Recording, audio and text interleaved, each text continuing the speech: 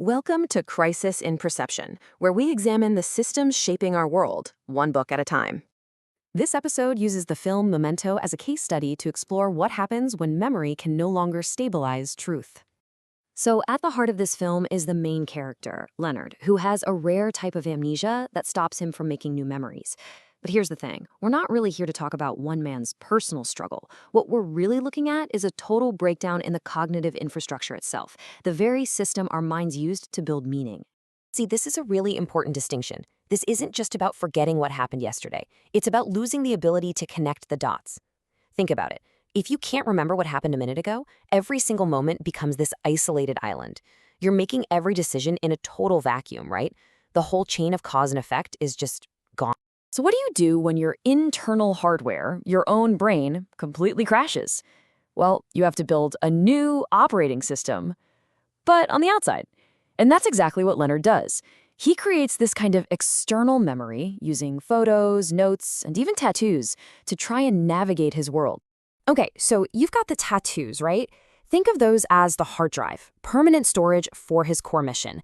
Then you have the Polaroids. They're like his volatile short-term memory, just these quick snapshots that don't really have any context. And finally, his notes. That's the software, the code that tells him how to interpret everything else. But here's the most important part. You really got to get this. The whole system, it's not designed to find objective truth. Not at all. It's designed for one thing, to keep his mission going no matter what. Now, like any operating system, this one has rules. And these rules, they're not about morality or right and wrong. They're just the logical outcome of how the system is built. So, rule number 1, permanence creates authority. Because he can't trust his own brain, he has to trust what's written down, what's tattooed on his skin. Those external records, they become the absolute, undeniable truth. Why? Because the only other option is just complete chaos. And that leads us to the second rule. Action becomes a substitute for understanding. See, he doesn't have the luxury of reflection. He can't stop and think things through. So he has to act. And taking action, any action, feels like progress. It erases that terrifying uncertainty, even if it's pushing him further down the wrong path. You know, Leonard himself actually says it best.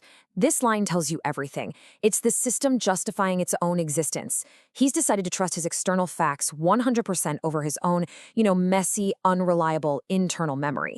Basically, the system generates its own truth and then slams the door shut on any chance of correction.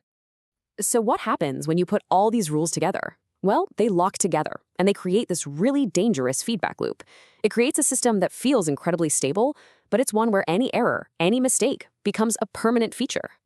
Let's walk through it, step by step. First, his memory fails, which creates this deep uncertainty. So what does he do? He turns to his external records, and that reduces the uncertainty. It gives him a jolt of confidence. That confidence gives him the green light to take action. And of course, taking action reinforces his belief in the system, in the records that told him what to do. And boom, the loop closes. Reliance on those records means he can never go back and revise them. It's a completely closed circuit. Once an error gets baked into the system, there is no way to get it out. Here's a good way to think about it. Imagine his whole system is like a filing cabinet. You can keep adding new files, new folders to the top drawer, but you are never, ever allowed to open the old drawers to review what's already in there. So every new fact just gets slapped on top of this ever-growing pile of history that is totally permanent and can never be changed.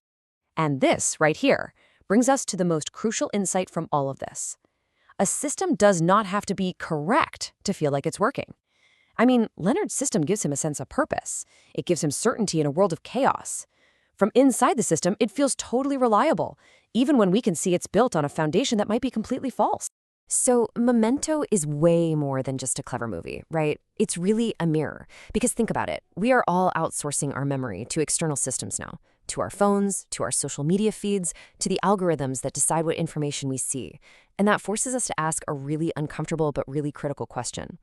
In a world where our memories are external, who's writing the notes? Who's taking the pictures? Who decides what we remember and what we forget? For the full, long-form deep dive into this topic, follow the link in the description. If you enjoy this kind of systems-level analysis, please like, subscribe, and comment with books, films, or topics you'd like us to explore next.